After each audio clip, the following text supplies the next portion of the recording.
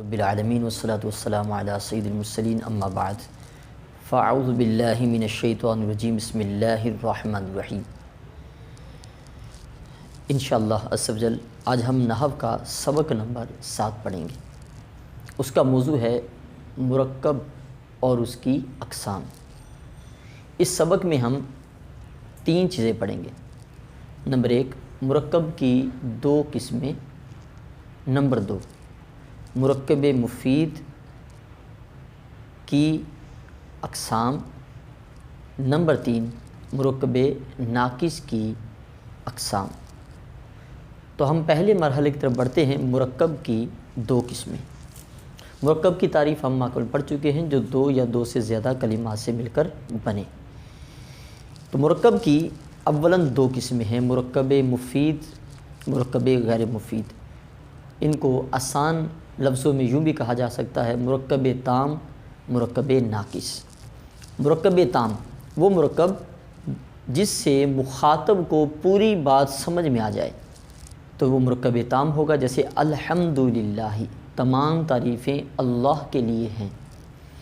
محمد الرسول اللہ صلی اللہ تعالی علیہ وآلہ وسلم، یعنی محمد صلی اللہ علیہ وآلہ وسلم اللہ کے رسول ہیں، تو یہ پوری بات سمجھ میں آ گئی، تو یہ مرکب تام ہے، مفید ہے۔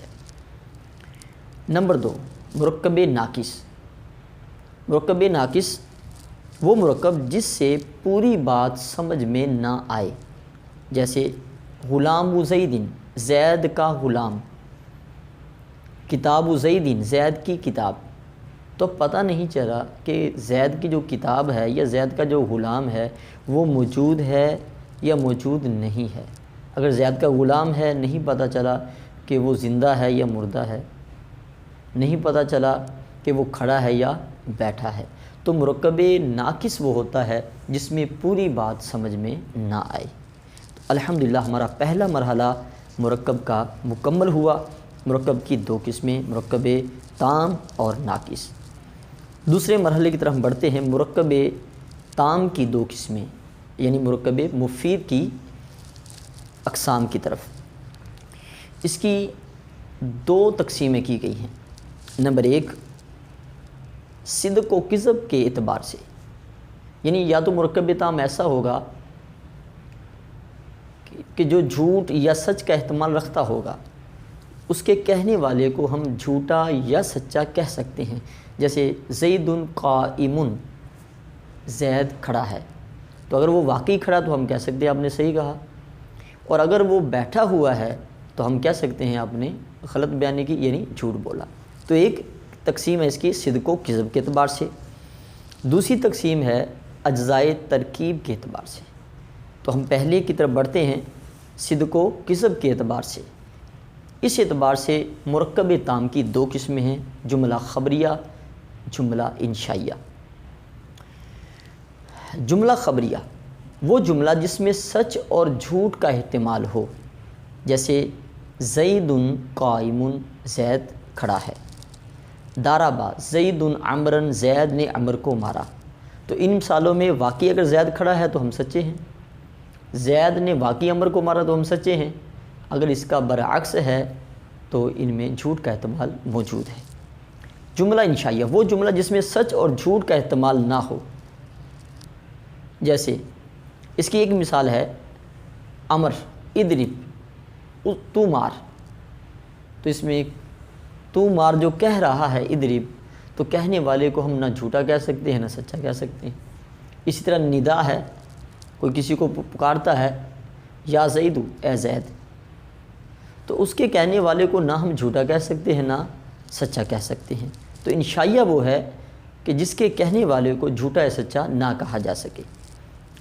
جملہ انشائیہ کی 12 قسمیں ہیں۔ نمبر 1 امر، نمبر 2 نہیں، نمبر 3 استفہام، نمبر 4 تمنی، نمبر 5 ترجی، نمبر 6 عقود، نمبر 7 دعا، نمبر 8 ندا، نمبر 9 عرض، نمبر 10 قسم، نمبر 11 تعجب، نمبر 12 مدح و ذم۔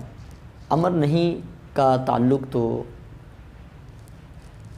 صرف سے ہے، جو وہاں جو ہے اس کے اسباق موجود ہیں، بقیہ کا تعلق جو ہے وہ نحو سے ہے، لیکن آہستہ آہستہ جیسے ان کے سبق آتے جائیں گے تو انشاءاللہ نشاندہی ہوتی رہے گی کہ یہ جملہ انشائیہ کی قسم ہے۔ دوسری تقسیم اجزائے ترکیب کے اعتبار سے مرکب تام کی، مرکب مفید کی، اس کا دوسرا نام جو ہے جملہ بھی ہے۔ اس اعتبار سے بھی دو قسمیں ہیں، جملہ اسمیہ، جملہ فعلیہ۔ جملہ اسمیہ وہ جو مبتدا اور خبر سے مرکب ہو، اور جملہ فعلیہ وہ جو فعل اور فاعل سے مرکب ہو۔ الحمدللہ اللہ کے فضل سے مرکب مفید یعنی مرکب تام کی اقسام تعریفات مکمل ہوئی، دوسرا مرحلہ بھی ہمارا اختتام کو پہنچا۔ ہم اب تیسرے مرحلے کی طرف بڑھ رہے ہیں، مرکب ناقص کی اقسام۔ اس کی 4 قسمیں ہیں۔ نمبر 1 مرکب اضافی، نمبر 2 مرکب توصیفی، نمبر 3 مرکب بنائی، نمبر 4 مرکب مزجی۔ انشاءاللہ تعالی آئندہ اسباق میں ہم ہر ایک کی تعریف اور اس کے کچھ ضروری قواعد پہچان کے پڑھیں گے۔ اللہ پاک سے دعا ہے کہ اللہ تعالی ہم سب کو علم نافع کی دولت سے مالا مال فرمائے۔ آمین بجاہ النبی الامین صلی اللہ تعالی علیہ وآلہ وسلم۔